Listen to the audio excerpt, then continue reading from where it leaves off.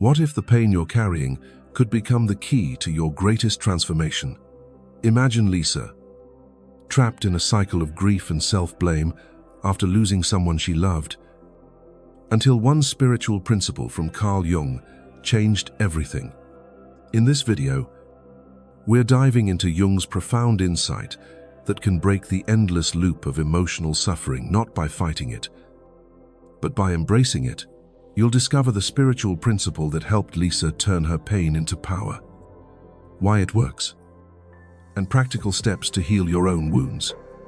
By the end, you'll have a roadmap to transform your suffering into strength and live a life of psychological sovereignty.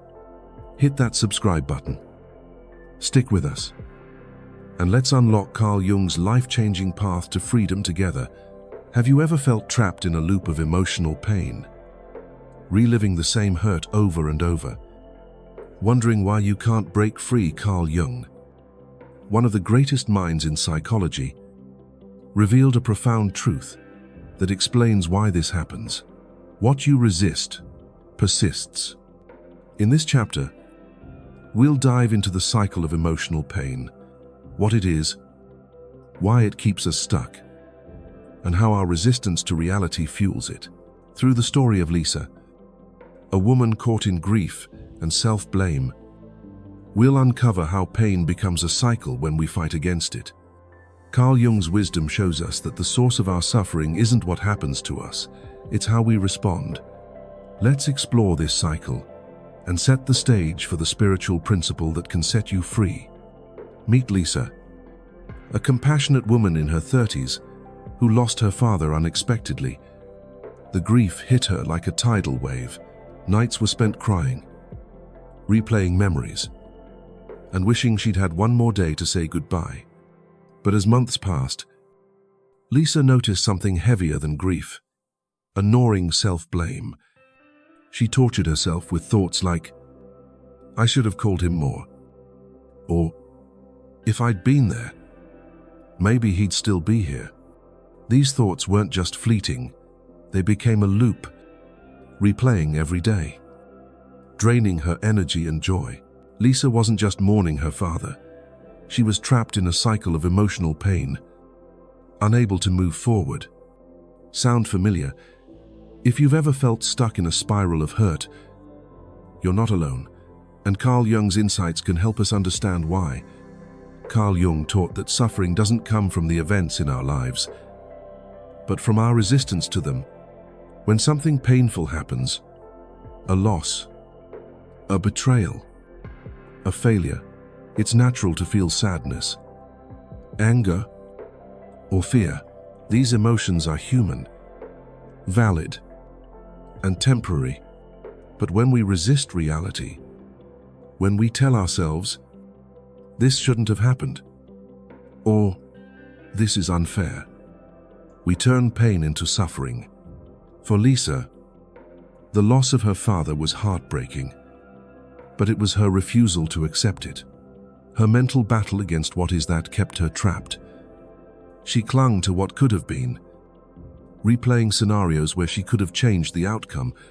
That resistance transformed her grief into a prison, locking her in a cycle of self-blame and despair. Let's break this down with Carl Jung's lens. He described the shadow as the hidden parts of our psyche, emotions, fears, or truths we don't want to face. For Lisa, her shadow included guilt, anger at herself, and the fear that she wasn't enough. Instead of acknowledging these feelings, she pushed them away, telling herself, "I shouldn't feel this way." But Carl Jung's insight is clear. What we resist persists. By fighting her guilt and grief, Lisa gave them more power. They buried themselves deeper in her unconscious, surfacing as self-blame and sleepless nights. Carl Jung believed that when we deny our shadow, it doesn't disappear, it grows, fueling a cycle of emotional pain that feels impossible to escape. Let's make this real. Picture Lisa sitting alone in her apartment, staring at a photo of her father. Her mind races with should-haves and if-onlys. She tells herself, I can't let this go. It's my fault. Each thought is like a brick, building a wall between her and healing. She avoids talking about her father because it hurts too much. Yet she can't stop thinking about him. This is the cycle of emotional pain, a loop of resistance that keeps the wound fresh. Carl Jung would say Lisa's suffering comes not from her father's death, but from her refusal to accept it as part of her reality. Her mind is waging an unwinnable war against what already is, and every battle deepens her pain. Why do we resist like this? Carl Jung explained that the human mind craves control. We want life to follow our script, predictable, fair, and safe. When life defies that script, like it did for Lisa, our instinct is to fight back. We say, "This shouldn't have happened," or "I can't live with this." That mental rebellion is where suffering begins. Think about your own life. Maybe it's a breakup that still stings years later because you can't stop wishing it ended differently, or a betrayal that haunts you because you believe it was unjust. The event itself, painful as it was, doesn't hold you hostage. It's the story you tell yourself, the resistance to accepting what happened, that keeps you stuck. Here's where Carl Jung's wisdom gets powerful. He believed that pain is inevitable, but suffering is optional. Pain is the raw emotion, grief, anger, sadness that comes with being human. Suffering is what we create when we resist that pain, when we cling to it, when we let it define us. For Lisa, the pain of losing her father was real, but her suffering came from the story she built around it. I failed him. That story, fueled by resistance, kept her trapped in a cycle of guilt. Carl Jung's quote, "What you resist persists," is a wake-up call. By fighting reality, we don't change it, we amplify our suffering, giving it power to control our lives. Let's take another example to drive this home. Imagine a man named Tom, who was passed over for a promotion at work. The rejection stung, but what kept him awake at night wasn't just the missed opportunity, it was his belief that this isn't fair and I deserve better. Months later, he's still bitter, replaying the moment he was overlooked, resenting his boss and co-workers. Like Lisa, Tom's resistance, his refusal to accept the outcome, turned a moment of pain into a cycle of suffering. Carl Jung would say both Lisa and Tom are caught in their shadow, refusing to face the emotions. They're ashamed of Lisa's guilt, Tom's insecurity. By resisting these feelings, they keep the cycle alive. Before we move to the next chapter, let me ask you, have you ever felt trapped in a loop of emotional pain you can't escape? Maybe it's a regret you keep replaying, a loss you can't let go, or a betrayal that still burns. If that resonates, you're not alone, and you're not powerless. Carl Jung's wisdom shows us that the cycle of pain isn't caused by what happened, but by our fight against it. Stick with us, because in the next chapter, we'll reveal the spiritual principle that helped Lisa break free and how it can change your life too. What if the key to breaking free from emotional pain isn't fighting it, but embracing it? Carl Jung, a titan of psychology, uncovered a spiritual principle that can shatter the cycle of suffering: radical acceptance. This isn't about giving up or liking what happened. It's about stopping the unwinnable war against reality and redirecting your energy toward healing. In this chapter, we'll explore how radical acceptance, rooted in Carl Jung's concept of the transcendent function, helps you transform pain into growth. Through Lisa's story, we'll see how she began to break free from her grief by embracing what is, and we'll share practical steps you can take to apply this principle in your own life. Carl Jung's wisdom shows us that when we stop resisting pain, we open the door to individuation, becoming our truest selves. Let's dive in and discover how to turn pain into power. Lisa, as we saw in the last chapter, was trapped in a cycle of grief and self-blame after her father's sudden death. Her nights were haunted by thoughts of, "I should have done more," and her days were heavy with guilt that kept her stuck. But one evening, something shifted. Exhausted from fighting her pain, Lisa sat down with a journal and began writing what she felt: the guilt, the sadness, the anger at herself for not being enough. Instead of pushing these feelings away, she let them spill onto the page without judgment. For the first time, she didn't try to fix or deny her pain. She simply let it be. That moment of surrender wasn't weakness. It was the beginning of radical acceptance. Carl Jung would say Lisa was starting to bridge her conscious mind with her unconscious, allowing her pain to become a teacher rather than a tormentor. Carl Jung's concept of the transcendent function lies at the heart of this principle. He believed that our psyche is split between the conscious mind, our thoughts, logic, and control, and the unconscious, where our deepest emotions, fears, and truths reside. When we resist pain, like Lisa did by fighting her guilt, we create a conflict between these two parts. The conscious mind says, "This shouldn't be happening," while the unconscious holds the raw truth of our emotions. This inner war fuels suffering, keeping us trapped in a cycle of pain. The transcendent function is the process of bringing these opposites, conscious and unconscious, into harmony.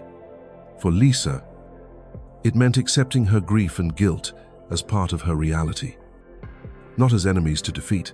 By doing so, she began to find meaning in her pain, a first step toward breaking the cycle. Let's make this real. Picture Lisa sitting at her kitchen table, her journal open, tears staining the pages. She writes, "I feel like I failed my dad, but I'm tired of fighting this guilt." As she puts her feelings into words, something shifts. She realizes her guilt isn't a punishment, it's a signal of how much she loved her father. By accepting it instead of resisting, she feels a subtle lightness, like a weight lifting from her chest. Carl Jung would call this the transcendent function at work, a moment where Lisa's conscious acknowledgement of her pain connects with her unconscious emotions, creating a new perspective. She's not over her grief, but she's no longer at war with it. This is radical acceptance, not approving of the pain, but allowing it to exist without fighting reality. Why is this so powerful? Carl Jung explained that when we resist pain, we give it power. By telling ourselves, "This shouldn't be happening," we pour energy into an unwinnable battle. For Lisa, every time she thought, "I could have saved him," she was resisting the reality of her father's death. That resistance didn't change the past. It deepened her suffering, keeping her stuck in a loop of self-blame. Radical acceptance flips this dynamic. It's about redirecting your energy from fighting what is to working with what you can control, your response. When Lisa accepted her guilt as part of her experience, she stopped feeding the cycle of pain. The heaviness didn't vanish overnight, but it lost its grip, allowing her to breathe again. Let's look at another example to bring this home. Meet Sarah, a 28-year-old marketing assistant who went through a painful breakup. Her partner left abruptly, and for months, Sarah was consumed by thoughts like, "I wasn't enough," or "If I'd been different, he'd have stayed."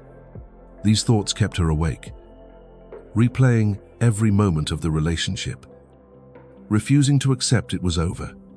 But one day, inspired by a friend's advice, Sarah tried something new.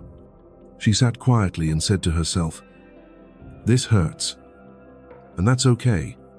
It's over, and I'm still here."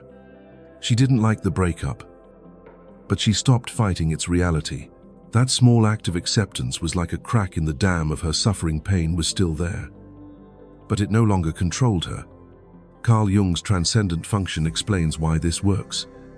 By accepting pain without judgment, Sarah allowed her conscious mind to align with her unconscious emotions. Instead of resisting the hurt, she let it flow through her, like a river finding its path. This alignment created space for a new perspective. The breakup wasn't her fault. It was a chapter that ended, not her entire story. Carl Jung believed this process is the gateway to individuation, the journey to becoming your whole, authentic self. For both Lisa and Sarah, radical acceptance wasn't about erasing pain. It was about letting it teach them, guiding them toward growth instead of suffering. How can you start practicing radical acceptance? Carl Jung's wisdom offers practical steps. First, observe your pain without judgment. When you feel sadness, anger, or guilt, don't label it as wrong or try to push it away. Just notice it. Like watching clouds pass in the sky, Lisa did this by writing her feelings in her journal, letting them exist without trying to fix them. Second, feel the pain in your body. Ask yourself, where do I feel this? Is it a tightness in my chest? A knot in my stomach? By focusing on the physical sensation, you ground yourself in the present, breaking the mental loop of resistance. Third, breathe through it. Take slow, deep breaths, letting the emotion move through you without fighting it. This isn't about making the pain disappear. It's about being present with it. These steps sound simple, but they're profound. When Lisa journaled her guilt, she wasn't solving her father's death, she was choosing to stop fighting it. When Sarah acknowledged her breakup's pain, she wasn't approving of it. She was reclaiming her power to move forward. Carl Jung taught that this act of acceptance bridges the conscious and unconscious, creating what he called a new synthesis. It's like an alchemist turning lead into gold. Your pain doesn't vanish, but it transforms into wisdom, strength, and clarity. This is the power of radical acceptance. It doesn't change the past, but it changes how you live with it. Before we move to the next chapter, let me ask you, what pain are you resisting right now? Maybe it's a loss you can't let go, a failure you keep replaying, or a fear you're ashamed to face. If that resonates, you're not alone, and you're closer to freedom than you think. Carl Jung's spiritual principle of radical acceptance shows us that by embracing what is principle, we can break the cycle of suffering.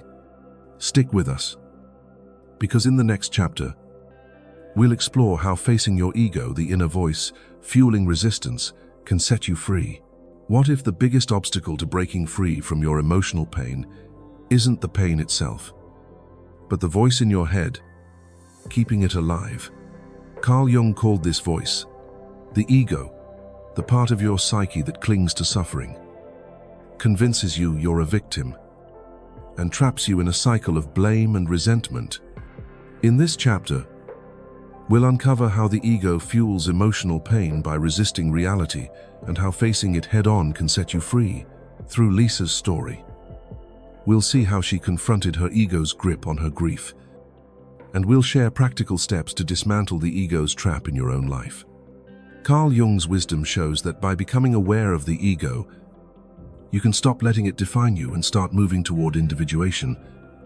Let's dive in and learn how to break free from the ego's hold.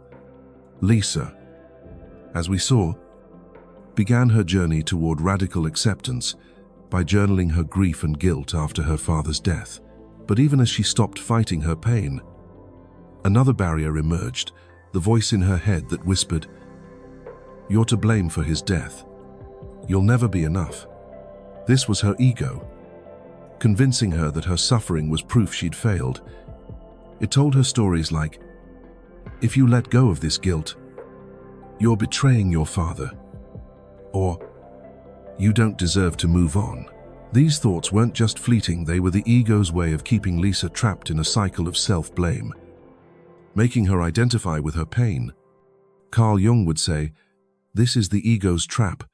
It thrives on conflict, feeds on victimhood, and resists healing to maintain its control. For Lisa, the ego was the invisible force, turning her grief into a prison. Carl Jung described the ego as the conscious part of our psyche that creates our sense of identity, but it's also a cunning saboteur. When pain strikes, like Lisa's loss, the ego steps in to protect us by building stories around it.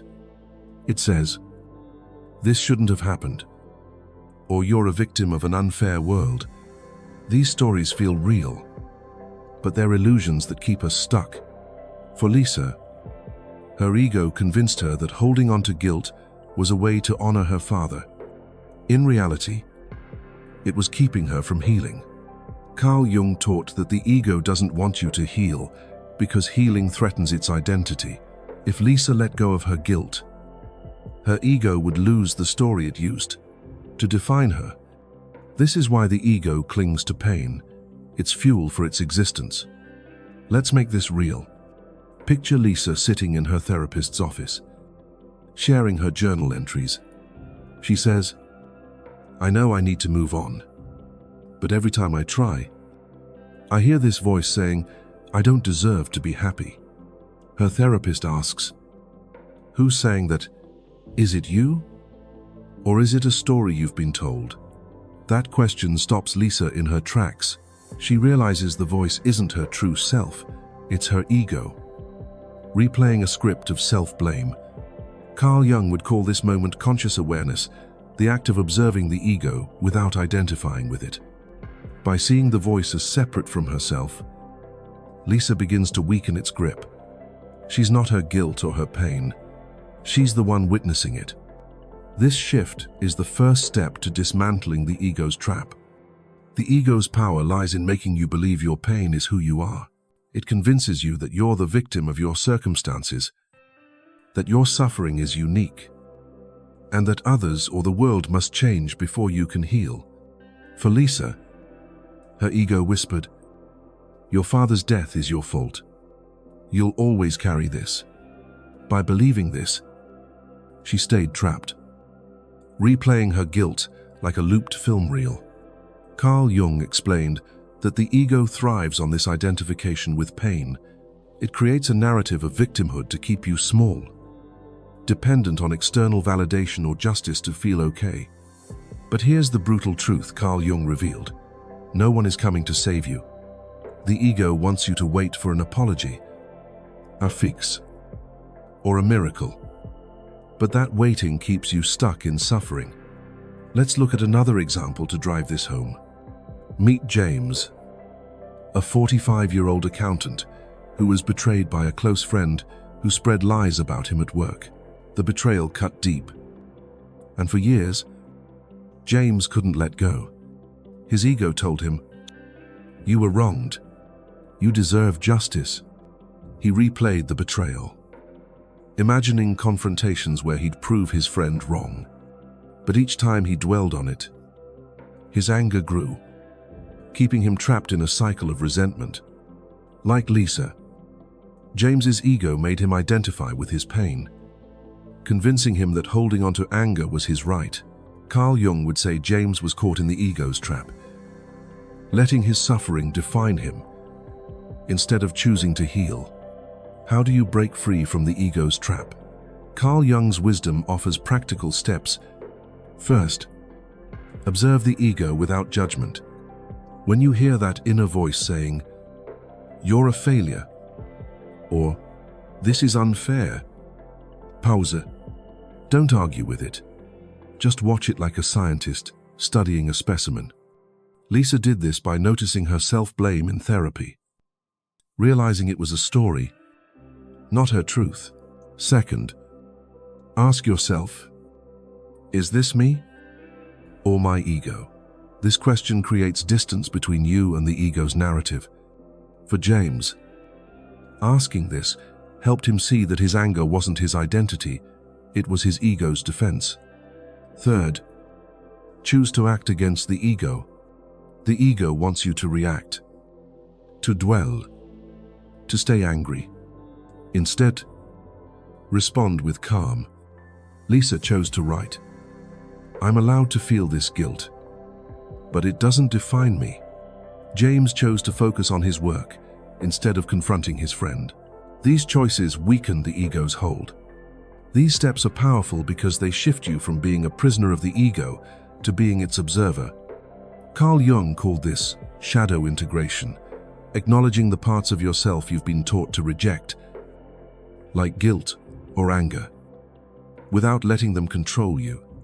For Lisa, integrating her shadow meant accepting her guilt as a natural response to loss, not a life sentence. For James, it meant seeing his anger as a signal, not his identity.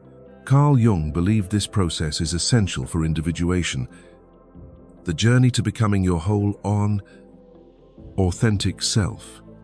By facing the ego's trap, you stop letting pain define you and start reclaiming your power. Let's bring it back to Lisa. After months of journaling and therapy, she began to see her ego's tricks. When the voice said, "You failed your father," she responded, "That's just a story. Not who I am." This wasn't easy. It took courage to face the ego's lies. But each time she did, the cycle of self-blame weakened. She wasn't free of pain yet, but she was no longer its prisoner. Carl Jung would say Lisa was stepping into conscious awareness, the key to dismantling the ego's trap and moving toward healing. Before we move to the next chapter, let me ask you, what story is your ego telling you to keep you stuck? Maybe it's, "I'll never be enough," or "I deserve to be angry." If that resonates, you're not alone, and you have the power to change it. Carl Jung's wisdom shows that by facing the ego's trap, you can break free from the cycle of suffering. Stick with us, because in the next chapter, we'll explore how to transform your pain into power through Carl Jung's alchemical process. What if your deepest pain could become your greatest strength? Carl Jung believed that pain, when embraced rather than resisted, is the raw material for transformation, an alchemical process that turns the lead of suffering into the gold of wisdom and power. In this chapter, we'll explore how Carl Jung's concept of alchemy helps you transform pain into purpose, breaking the cycle of emotional suffering for good. Through Lisa's story, we'll see how she turned her grief into a force for growth, and we'll share practical steps to help you do the same. Carl Jung's wisdom shows that pain isn't the end. It's a sacred invitation to evolve into your truest self through individuation. Let's dive in and discover how to turn your wounds into your greatest power. Lisa, as we've seen, began to break free from her cycle of grief and self-blame by practicing radical acceptance and facing her ego's trap. After months of journaling and therapy, she stopped fighting her guilt over her father's death and started to see it as a signal of her love for him. But acceptance was only the beginning. One day, Lisa attended a support group for people who'd lost loved ones. As she shared her story, something clicked. Her pain wasn't just hers, it connected her to others. She started volunteering to help grieving families, using her experience to guide them through their own darkness. This wasn't about erasing her grief, it was about transforming it into purpose. Carl Jung would call this alchemy the process of turning the raw, heavy lead of pain into the gold of meaning and strength. Carl Jung's concept of alchemy isn't about literal chemistry, it's a metaphor for psychological and spiritual transformation. He believed that pain, like raw material, holds hidden potential. When we resist pain, as Lisa did by clinging to self-blame, we stay stuck in suffering. But when we accept it and seek its meaning, we engage the transcendent function, the bridge between our conscious mind and unconscious emotions. For Lisa, this meant seeing her guilt not as a burden, but as a call to grow. By helping others, she found purpose in her pain, turning it into a source of compassion and strength. Carl Jung saw this as the path to individuation, The process of becoming whole by integrating all parts of yourself, pain included. Let's make this real. Picture Lisa at the support group, her voice trembling as she shares her story of loss. A woman across the room nods, tears in her eyes, and says, "I feel the same guilt." In that moment, Lisa realizes her pain isn't a curse, it's a bridge to connect with others. She starts organizing workshops for grieving families, sharing tools like journaling and breathing exercises that helped her. Each session feels like a step forward, not because her grief is gone, but because it's now a source of light for others. Carl Jung would say, Lisa is practicing alchemy. Her pain, once a heavy weight, is now fuel for purpose. She's not defined by her loss, she's refined by it, stronger and more connected to her true self. This transformation is powerful because it shifts pain from a prison to a teacher. Carl Jung taught that every painful experience is a crossroads. You can let it break you or let it make you. When Lisa resisted her grief, it kept her trapped in self-blame. But when she accepted it and sought its meaning, she found a new path. Her pain didn't vanish. It became a catalyst for growth. Carl Jung's transcendent function explains why, by holding space for both the conscious, her desire to heal, and the unconscious, her raw grief, Lisa created a new synthesis, a purpose that transcended her suffering. This is individuation in action, becoming whole by embracing every part of your experience, even the painful ones. Let's look at another example to bring this home.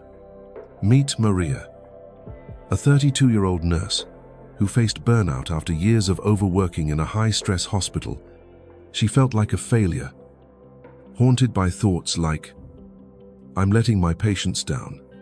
Her ego told her to keep pushing, to prove her worth through exhaustion. But one day, Maria hit a breaking point and took a leave of absence. During her time off, she started painting a childhood passion she'd abandoned. As she painted, she poured her burnout and self-doubt onto the canvas. Not to erase them, but to express them. Her paintings became a way to process her pain. And soon, she was teaching art classes to other stressed healthcare workers. Maria's pain didn't disappear, but it became a source of creativity and connection, a true alchemical transformation. How can you turn your pain into power? Carl Jung's wisdom offers practical steps. First, reframe your pain as a teacher. Instead of asking, "Why is this happening to me?" ask, "What is this pain teaching me?" Lisa learned that her guilt reflected her deep love for her father, which she could share with others. Maria saw her burnout as a signal to reconnect with her creativity. Second, express your pain creatively. Journaling, painting, or even talking to a trusted friend can transform raw emotions into something meaningful. Lisa's journal and Maria's art became outlets for their pain, turning it into purpose. Third, use your pain to serve others.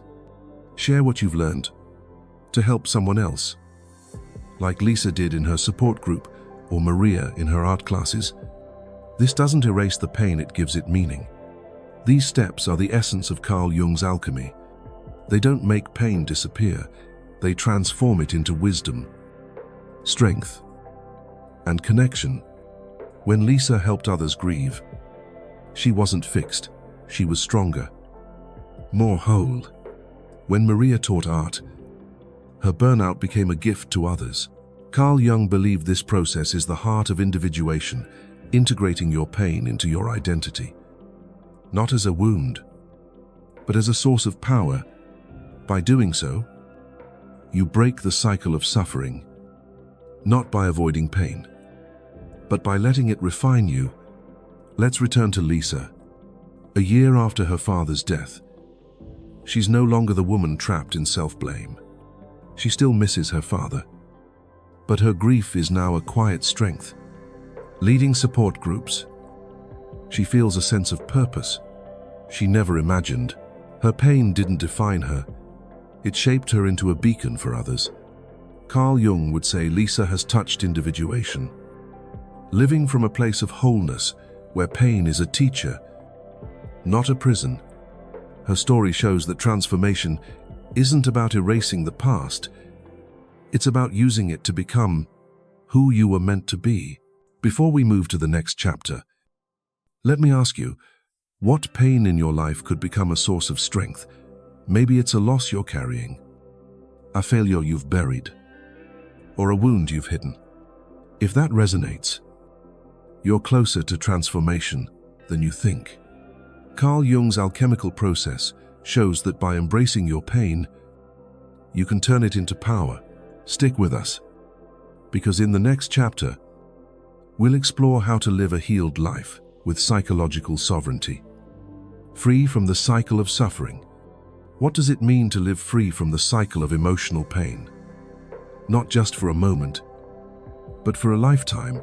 Carl Jung called this state psychological sovereignty, a place where you're no longer defined by your wounds, but by your authentic self. In this final chapter, we'll explore how empaths like Lisa can break free from suffering by embracing individuation and building conscious relationships. Through Lisa's journey, we'll see how she transformed her grief into a life of purpose and strength, and we'll share practical steps to help you live a healed life. Carl Jung's wisdom shows that by returning to your true self, you become unshakable, living with clarity and power no pain can touch. Let's dive in and discover how to step into a life of freedom and wholeness. Lisa, as we've followed, moved from being trapped in grief and self-blame to transforming her pain into purpose. After losing her father, she practiced radical acceptance, faced her ego's trap, and used her pain to help others through support groups. Now, 2 years later, Lisa's life looks different. She still carries the love and loss of her father, but it no longer defines her. She's built a community of meaningful relationships, friends who listen deeply, colleagues who respect her boundaries, and a support group where she's a beacon of hope. Lisa has become what Carl Jung called psychologically sovereign, living from a place of inner strength, not dictated by past wounds. Her pain didn't disappear. It became a quiet teacher, guiding her to a life of authenticity and purpose. Carl Jung's concept of psychological sovereignty is about reclaiming your inner authority. It's the state where you're no longer a prisoner to your pain, your ego, or the expectations of others. For Lisa, this meant letting go of the story that she was not enough and choosing to live from her true self. Carl Jung described this as the return to the self, a process of aligning with your core, where your actions flow from wisdom, not wounds. Lisa's journey to sovereignty wasn't about erasing her grief.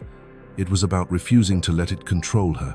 She chose relationships that honored her worth, like her friend Anna, who encouraged her to keep leading support groups, and her colleague Mark, who valued her contributions without demanding she overextend herself. This shift is what Carl Jung called individuation, the lifelong journey of becoming whole by integrating all parts of yourself, including your pain.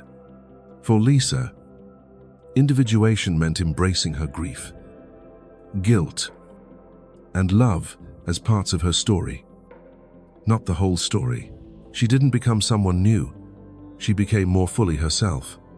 Carl Jung believed that empaths who reach this stage are untouchable by suffering because they've learned to live with conscious relationships. These are connections built on mutual respect, authenticity, and boundaries, not dependency or drama. Lisa's new friendships and professional relationships reflect this. She gives her compassion selectively to those who value it and protects her energy from those who don't. Let's make this real. Picture Lisa at a coffee shop with Anna, laughing over a shared story, feeling lighter than she has in years. She's still an empath, but now she's discerning When a former friend tries to pull her into drama, Lisa calmly sets a boundary. I'm not engaging in that. Her support group thrives, not because she's fixed their pain, but because she shares her journey authentically, inspiring others to find their own strength. Carl Jung would say, Lisa is living with psychological sovereignty. Her emotional world is hers to command. She's not avoiding pain. She's learned to let it pass through her, like a wave, without letting it define her. This is the power of a healed life. You're not free from pain, but you're free to live beyond it. Let's look at another example to bring this home.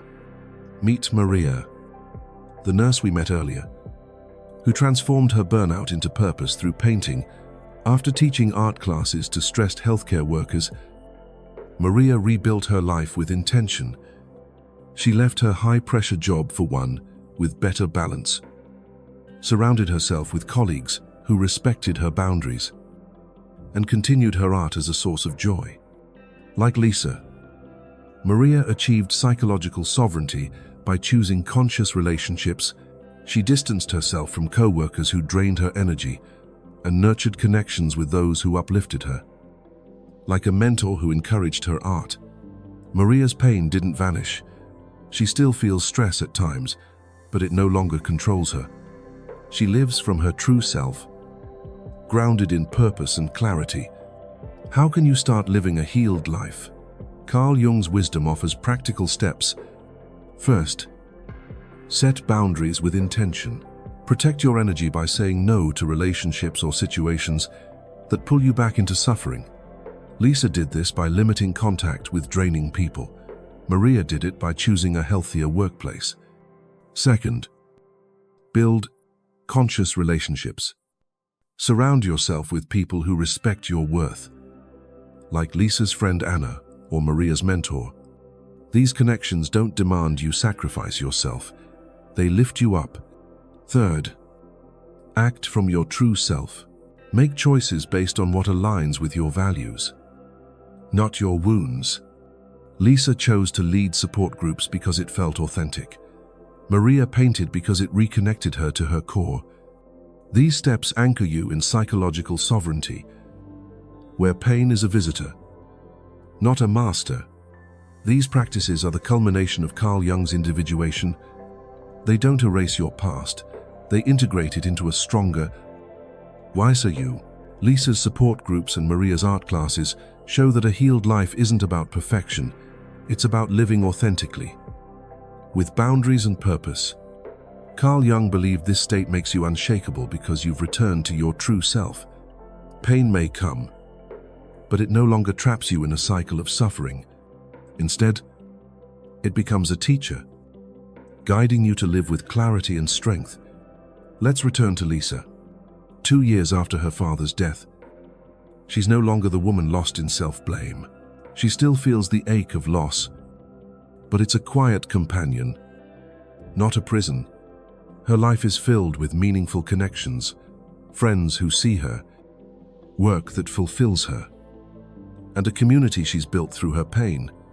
Carl Jung would say Lisa has achieved individuation, living from a place of wholeness where pain is a part of her story, not its author.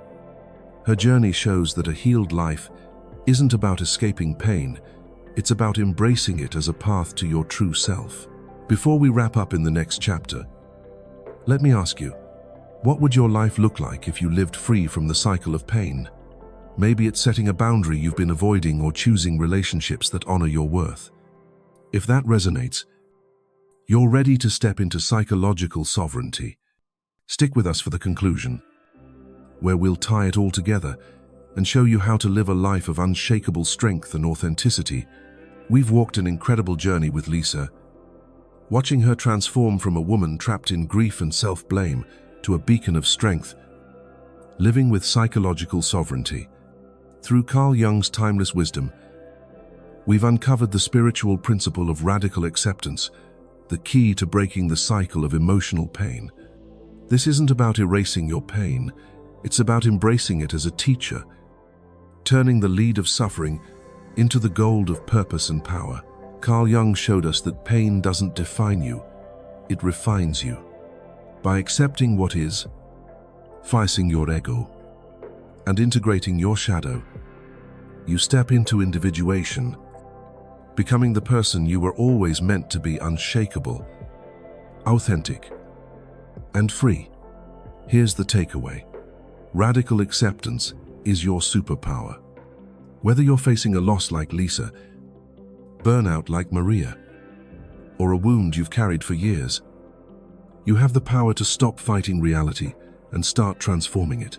Carl Jung's wisdom teaches us that every moment of pain is a crossroads, an invitation to grow stronger, wiser, and more connected to your true self. By building conscious relationships and living with psychological sovereignty, you create a life where pain is a visitor, not a prison. You're not just surviving, you're thriving, radiating a quiet strength no suffering can dim. If this video ignited a spark in you, don't keep it to yourself. Hit that like button to spread the light. Share this with someone who needs to break free. And subscribe to Jung Psyche Hub with the bell icon to join our journey of self-discovery. Drop a comment below and tell us, what's one pain you're ready to transform into power? Your story could inspire someone else to take that first step. Thank you for being here.